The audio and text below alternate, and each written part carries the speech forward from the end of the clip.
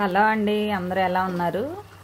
ఈరోజు రెసిపీ వచ్చేసి రొయ్యల కూర అండి. ఈ రొయ్యల కూర ఒక్కొక్కళ్ళు ఒక స్టైల్లోనైతే చేస్తారు. మరి నేనైతే టమాటా గ్రేవీతో చేశాను. కూర అయితే టేస్ట్ అయితే అదిరిపోయిందండి.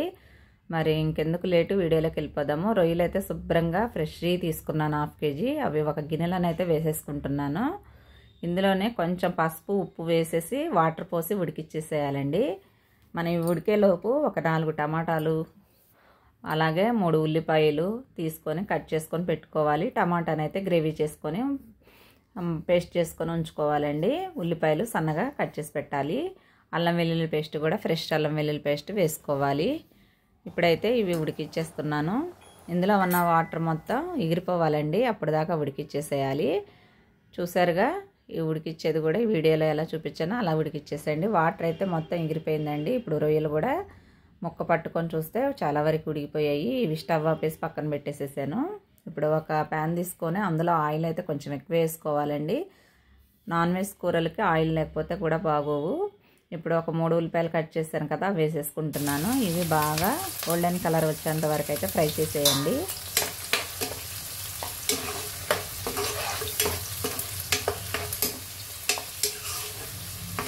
ఇవి బాగా ఫ్రై అయిపోయిన తర్వాత ఫ్రెష్గా పట్టిన అల్లం వెల్లుల్లి పేస్ట్ అయితే వేసుకోవాలి. ఈ అల్లం వెల్లుల్లి పేస్ట్ కూడా పచ్చివాసన పోయేంత వరకు అయితే వేగనివ్వాలండి.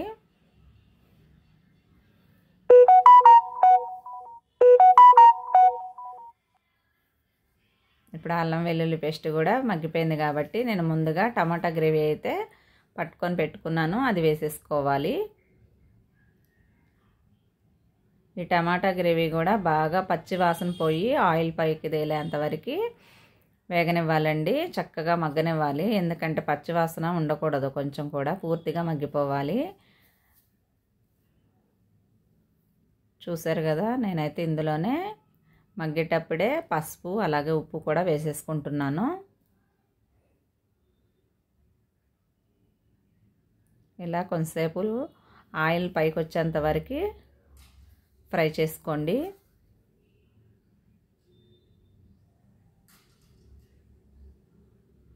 ఇప్పుడు ఎంతవరకు వచ్చిందో మళ్ళీ ఒకసారి చూద్దాము. చాలా వరకు మగ్గిపోయిందండి. ఆయిల్ కూడా పైకి తేలిపోయింది కాబట్టి ఇప్పుడు మనం ముందుగా ఉడికించిన రొయ్యలను కూడా వేసుకోవాలి ఇందులోనే. ఈ రొయ్యలు వేసిన తర్వాత కారం వేసుకోవాలి. నేను ముందు పసుపు, ఉప్పు వేసి చూపించాను.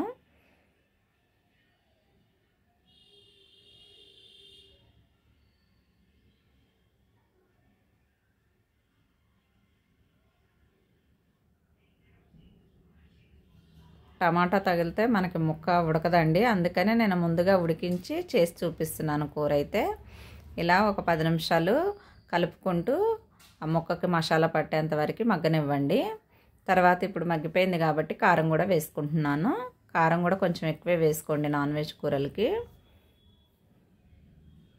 ఈ కారం ముక్క పట్టేంత వరకు కొంచెంసేపు ఒక 10 నిమిషాలు ఇలా కలుపుకుంటూ మధ్య మధ్యలో సిమ్లో పెట్టేసి మంట కలుపుతూ ఉండాలి.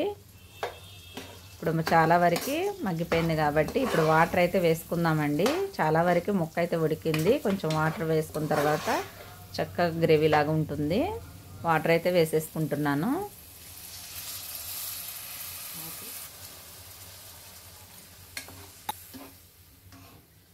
ఇవి మొత్తం కొంచెంసేపు ఉడికించుకోవాలి. నేను మరి పులుసుగా కాకుండా దగ్గరికి ఉడికించానండి.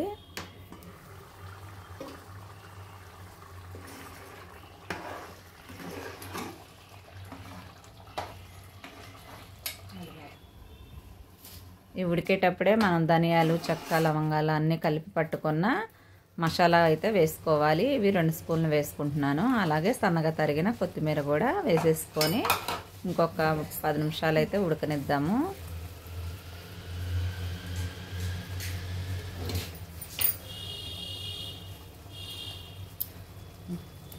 ఇలా చేసుకుంటే మనకి రోటీకైనా రైస్కైనా చాలా బాగుంటుందండి ఈ రొయ్యల కూర అయితే.